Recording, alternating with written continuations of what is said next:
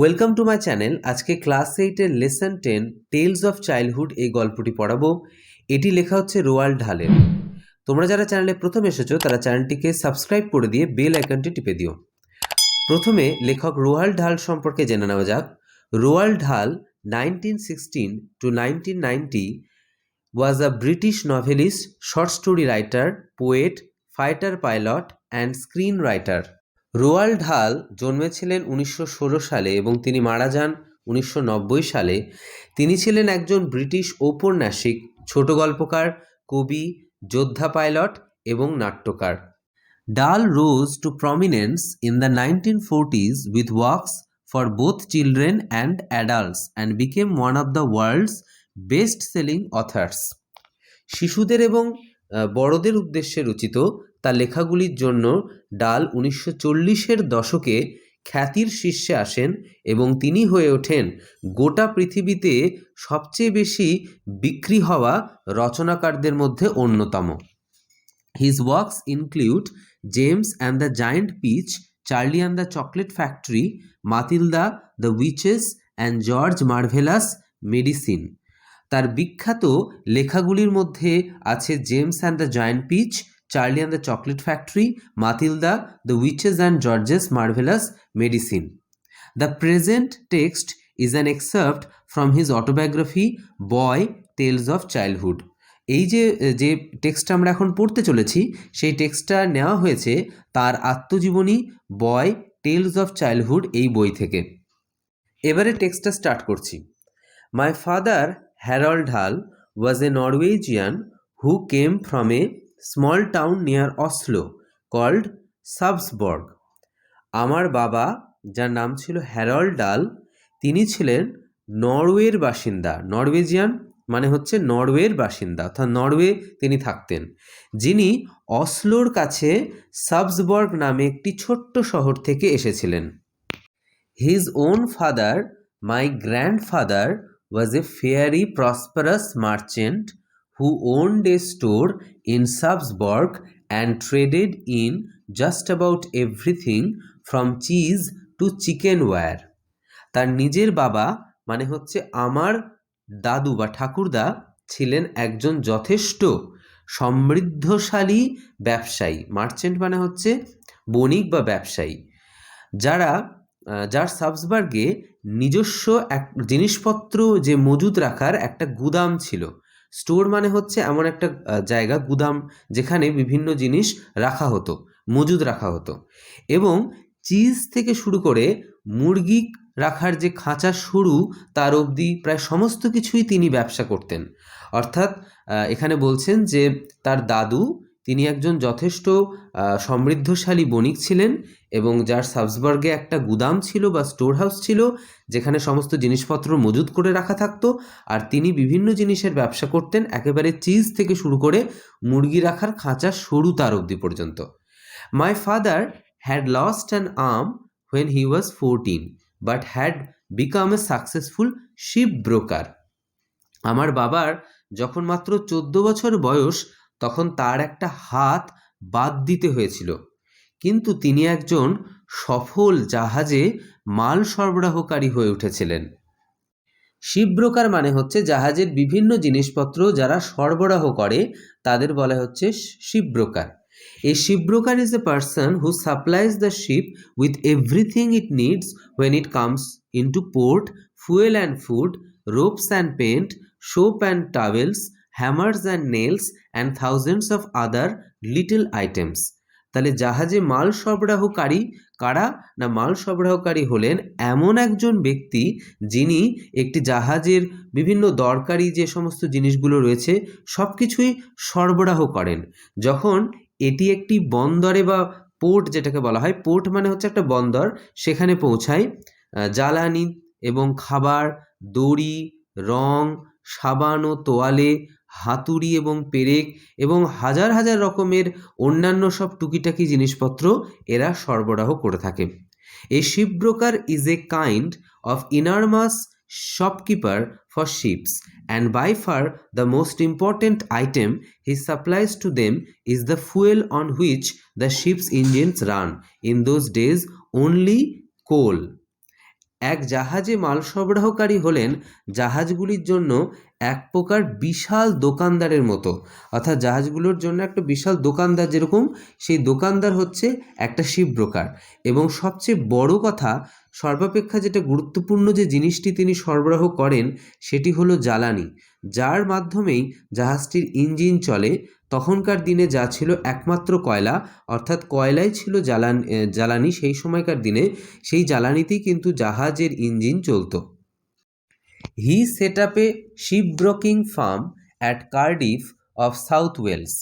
তিনি জাহাজ কোম্পানিতে মালপত্র সরবরাহ করতে দক্ষিণ ওয়েলসের কার্ডিফ বলে জায়গায় একটি কারবার স্থাপন করেছিলেন। My father met my mother Sophie Magdalene Hesselberg during the summer of 1911 and were married soon after. অর্থাৎ আমার বাবা আমার মা সোফি ম্যাকডানেল হেজেলবার্গের সঙ্গে দেখা করেছিলেন 1911 সালের গরমকালে, সামারে, এবং তারপরই তারা খুব তাড়াতাড়ি বিবাহ করে নেন, মানে বিয়ে করে নেন। তাহলে এখান থেকে জানা গেল লেখকের মায়ের নাম হলো Sophie Magdalene হেজেলবার্গ। In 1918, when I was 2, we all moved into an imposing country mansion beside the village of Radir, about 8 miles north of Cardiff. 1918 সালে যখন আমার বয়স মাত্র 2 বছর, আমরা সবাই মিলে চলে এলাম কার্ডিফের প্রায় 8 মাইল উত্তরে রাডির গ্রামের পাশে এক বড় একটা গ্রামীণ বাড়িতে, মানে গ্রামের বাড়িতে। কান্ট্রি ম্যানশন মানে হচ্ছে গ্রামের দিকের যে বড় বড় প্রাসাদ হয়, সেই রকম একটা বাড়িতে আমরা বাস করতে শুরু করলাম। এখানে কান্ট্রি মানে হচ্ছে কিন্তু গ্রাম বা ভিলেজ, ম্যানশন মানে হচ্ছে বড় বড় প্রাসাদের মতো দেখতে বাড়ি। I remember it as a mighty house with turrets on its roof and with majestic lawns and terraces all around it. আমার মনে পড়ে যে এটা একটা বিশাল বড় বাড়ি ছিল, যার ছাদের উপরে মিনার ছিল এবং চারপাশ জুড়ে চমৎকার সব ঘাসে আবৃত, ঘাসে ঢাকা জমি ছিল এবং বাঁধানো চত্বর ছিল। তাহলে টারেটস মানে হচ্ছে বাড়ির মাথার যে মিনার, সেগুলোকে বলা হয় টারেটস। আর লন্স মানে হচ্ছে ঘাসে মোড়া যে উঠোন, সবুজ ঘাসে ঢাকা উঠোন, সেটাকে বলা হয় হচ্ছে lawns. There were many acres of farm and woodland and a number of cottages for the staff. সেখানে বহু একর চাষের জমি এবং বনভূমি এবং কর্মচারীদের জন্য কয়েকটা ছোট ছোট বাড়ি ছিল। Very soon the meadows were full of milking cows and the sties were full of pigs and the chicken run was full of chickens. Meadow মানে হচ্ছে ভ্যালি, মানে হচ্ছে সবুজ চারণভূমি। তাহলে খুব তাড়াতাড়ি সেই সবুজ যে চারণভূমি বা ভ্যালি ছিল, সেটা ভরে গেল সব একদম দুগ্ধবতী গরুতে। আর স্টাইজ মানে হচ্ছে শূকরের খোঁয়ার, অর্থাৎ শূকরদের থাকার যে জায়গা, সেইগুলোতেও ভরে গেল। শূকরে আর মুরগি চড়ার জায়গা পূর্ণ হয়ে গেল মুরগির ছানাতে। চিকেন রান মানে হচ্ছে মুরগি রাখার জায়গা, তাহলে সেইগুলো সব মুরগির যে ছোট ছোট বাচ্চা, সেগুলোতে একদম পূর্ণ হয়ে গেল। There were several horses for pulling the plows and the hay wagons, and there was a ploughman and a cowman and a couple of gardeners and all manner of servants in the house itself. খড় বোঝায় ঠেলা ও লাঙল টানার জন্য অনেকগুলি ঘোড়া ছিল, আর ছিল একজন লাঙল টানার লোক, এবং একজন গোয়ালাও ছিল, এবং আরও কয়েকজন ওখানে গার্ডেনার অর্থাৎ বাগানের মালি ছিল, আর কিছু চাকর ভৃত্য এরাও ছিলেন। In 1920, when I was still only 3, my mother's eldest child, my own sister Astri, died from appendicitis.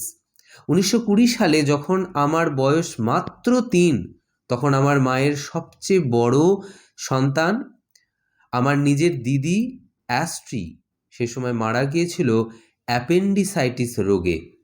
She was 7 years old when she died. যখন তার মাত্র 7 বছর বয়স, তখন সে মারা যায়। Astri was far and away my father's favorite. অ্যাস্ট্রি বাবার কাছে অন্য সন্তানদের চেয়ে অনেক অনেক বেশি প্রিয় ছিল।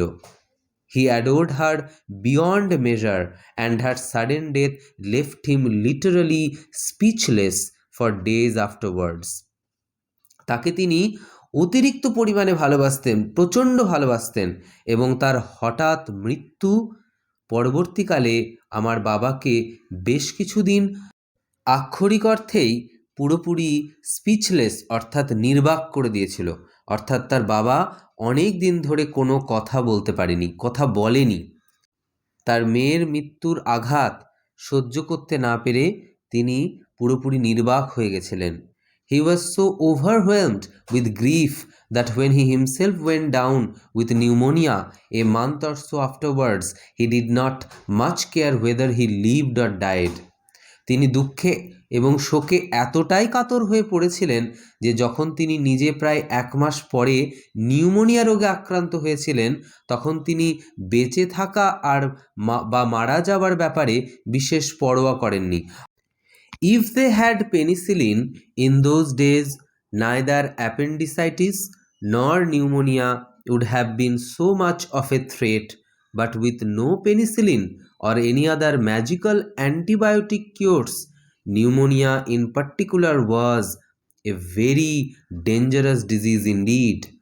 যদি তখন পেনিসিলিন থাকতো তাহলে হয়তো এই অ্যাপেন্ডিসাইটিস অথবা এই যে নিউমোনিয়া কোনোটাই বিপদের কোনো কারণ হতো না, কিন্তু পেনিসিলিন বা অন্য কোনো এই ধরনের জাদুকরী জীবাণু প্রতিরোধী ওষুধ না থাকায় সে সময় বিশেষ করে নিউমোনিয়াটা ছিল একটা ভয়ঙ্কর মারাত্মক রোগ।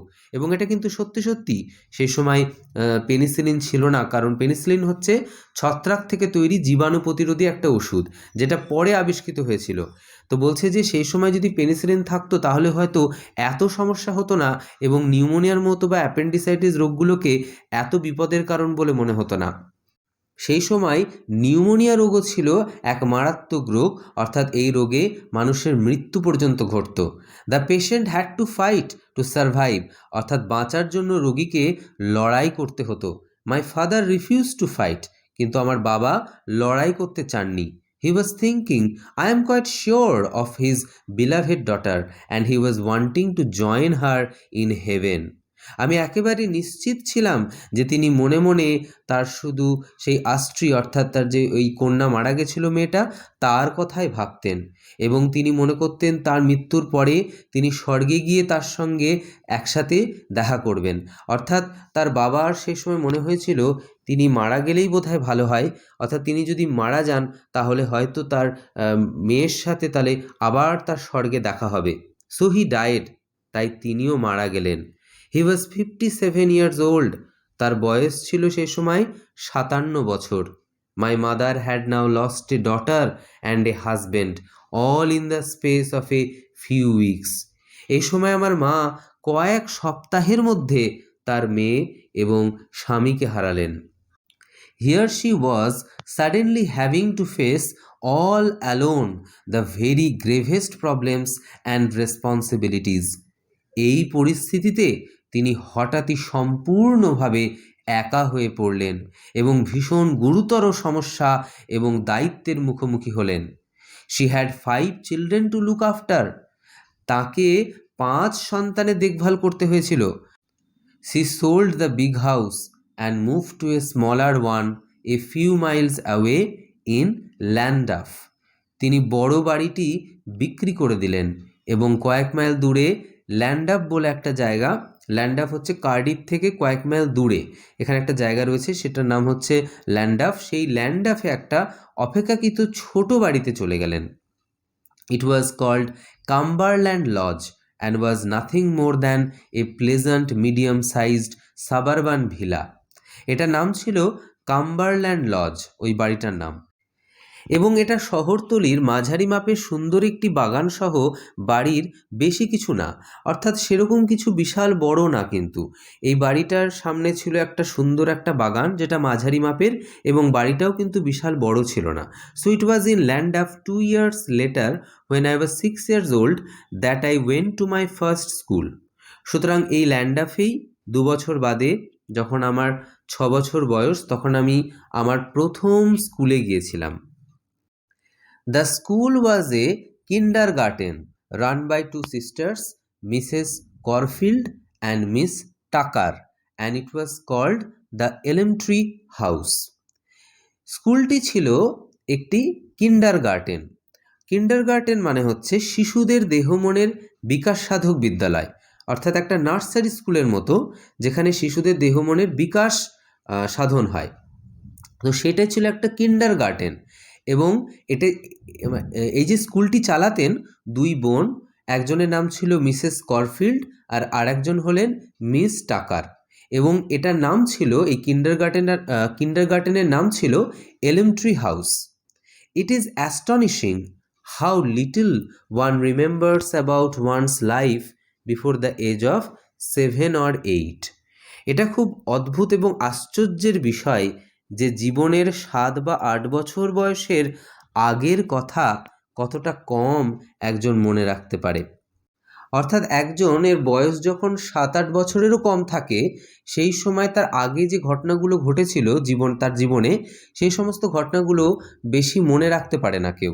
অর্থাৎ একদম ছোটোবেলার ঘটনাগুলো কেউ কিন্তু সেরকম মনে রাখতে পারে না, এবং এটা কিন্তু খুব একটা আশ্চর্যের বিষয়। সেরকমই বলছে লেখক যে আমি কিন্তু আমার 7-8 বছর বয়সের আগের যে ঘটনাগুলো ঘটেছিল সেগুলো সম্পর্কে কিন্তু খুব একটা মনে করতে পারি না। I can tell you all sorts of things that happen to me from 8 onwards, but only very few before that.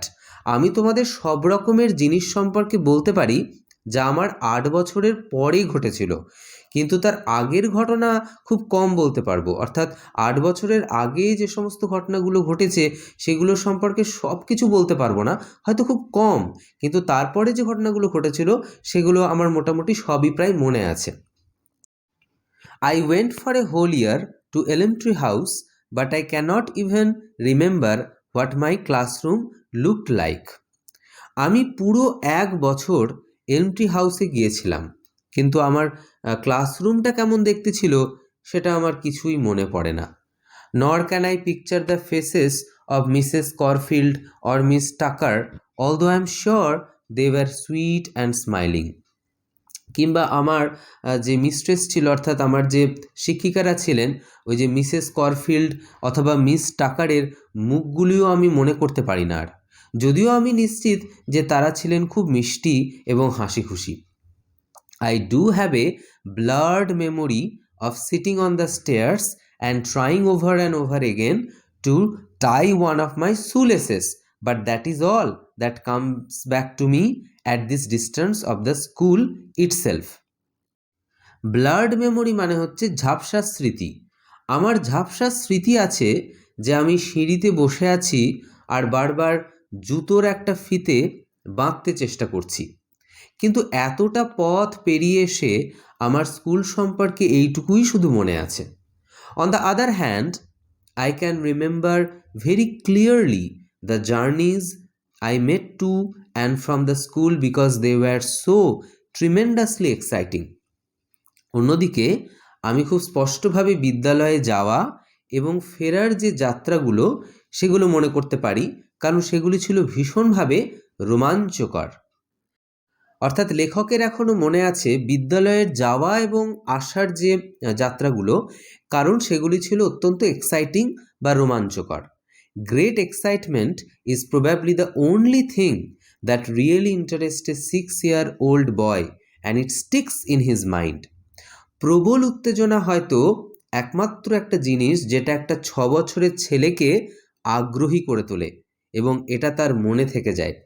তাহলে তার সেই সমস্ত ঘটনাগুলো মনে ছিল, স্কুলে আসা যাওয়ার যে ঘটনাগুলো, যাত্রাগুলো, কারণ এগুলো ছিল ভীষণ এক্সাইটিং, ভীষণ উত্তেজনাপূর্ণ, তাই তার কাছে সেগুলো এখনও স্মৃতিতে থেকে গেছে।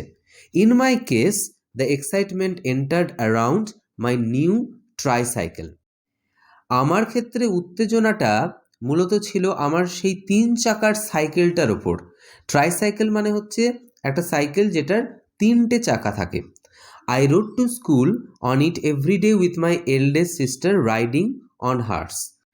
আমি এই ট্রাইসাইকেলটি চড়ে প্রত্যেক দিন বিদ্যালয়ে যেতাম, আর আমার সাথে আমার দিদিও যেত তার নিজের সাইকেলটা চড়ে। No grown-ups came with us, and I can remember oh so vividly how the two of us used to go racing at enormous speeds down the middle of the road, and then most glorious of all, when we came to a corner, we would lean to one side and take it on two wheels. আমাদের সাথে কেউ কিন্তু কোনো বড়রা আসতেন না। Grown আপস মানে হচ্ছে যারা বড়। এবং আমি খুবই স্পষ্টভাবে মনে করতে পারি কিভাবে আমরা দুজনে ভীষণ স্পিডে গতিতে রাস্তার মাঝখান দিয়ে সাইকেল চালিয়ে যেতাম।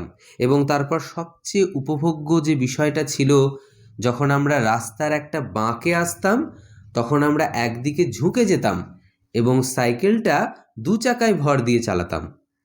তাহলে লেখকের মনে আছে যে সে এবং তার দিদি সাইকেলে করে প্রচণ্ড স্পিডে রাস্তার মাঝখান দিয়ে এগিয়ে যেত। এবং যখনই এবং সবচেয়ে এক্সাইটিং যে বিষয়টা ছিল, যখনই রাস্তায় কোনো বাঁক আসতো সঙ্গে সঙ্গে আমরা কি করতাম, বলছে যে ঝুঁকে যেতাম এবং সাইকেলটা দু চাকায় ভর দিয়ে চালাতাম।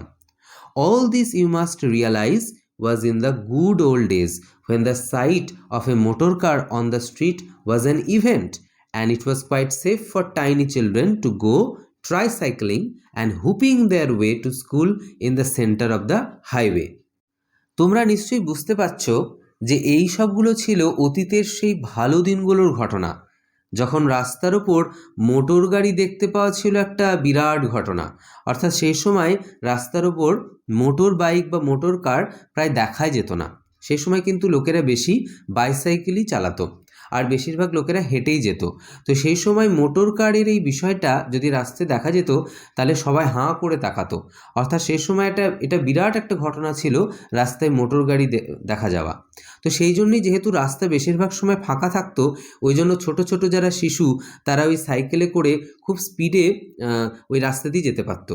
এবং ছোট শিশুদের কাছে 3 চাকার সাইকেল চালিয়ে এবং প্রধান যে রাস্তা, মেন যে রাস্তা বা হাইওয়ে, সেখানকার মাঝখান দিয়ে স্কুলের দিকে হৈ হৈ করে চিৎকার করতে করতে যাওয়া বেশ নিরাপদই ছিল। অর্থাৎ লেখক এখানে বলতে চাইছেন যে এই যে ঘটনাগুলো লেখকের একদম ছোটোবেলায় ঘটেছে, আর এগুলো হলো সব অতীতের ভালো দিনগুলোর ঘটনা, যে সময় কিন্তু রাস্তাঘাটে এত মোটর বাইক বা মোটর কার থাকতো না। সেই সময় কিন্তু বেশিরভাগ লোকেরাই বাইসাইকেলই চালাতো, এবং রাস্তায় মোটর কার যদি দেখাও যেত সেটা একটা বিরাট ঘটনা ছিল। তো সেই সময় যেহেতু রাস্তাঘাটগুলো জেনারেলি ফাঁকাই থাকতো, তাই ছোট ছোট শিশুরা এই যে 3 চাকার সাইকেল বা বাইসাইকেল চালিয়ে স্কুলের দিকে হৈ হৈ করে চিৎকার করতে করতে যেত, এবং এটা কিন্তু নিরাপদ ছিল অনেক বেশি এখনকার থেকে। So much then for my memories of kindergarten 62 years ago. 62 বছর আগে আমার সেই শিশু ছোটবেলার যে স্কুল বা কিন্ডারগার্টেন, সেটা স্মৃতি ব্যাস এইটুকুই। অর্থাৎ এইটুকুই আমার মনে আছে, এর বেশি কিছু মনে নেই। ওই যে স্কুলে যেতাম আর আসতাম, ওই জার্নিটুকুই মনে আছে, ওই যাত্রাটুকুই মনে আছে, এর বেশি কিছু আর মনে নেই, কারণ এই ঘটনাগুলো ঘটেছিল 62 বছর আগে। It's not much but it's all there is left. এটা বেশি কিছু নয়, কিন্তু এইটুকুই বাকি ছিল। অর্থাৎ লেখক বলছেন যে এই যে ঘটনাগুলো কিন্তু বিশাল কিছু নয়, কিন্তু এই যে ছোট ছোট ঘটনাগুলোই কিন্তু আমার মনে আছে, আর এর থেকে বেশি কিছু কিন্তু মনে নেই। তাহলে এখানেই শেষ হলো টেলস অফ চাইল্ডহুড। ভিডিওটি ভালো লাগলে লাইক করে দিও, বন্ধুদের মধ্যে শেয়ার করে দিও, কমেন্ট করে জানাতে পারো, আর এই চ্যানেলটিকে সাবস্ক্রাইব করে বেল বাটনটি টিপে অল নোটিফিকেশান করে দিও, যাতে এই ধরনের ভিডিও নোটিফিকেশান তোমরা প্রথমেই পেয়ে যাও।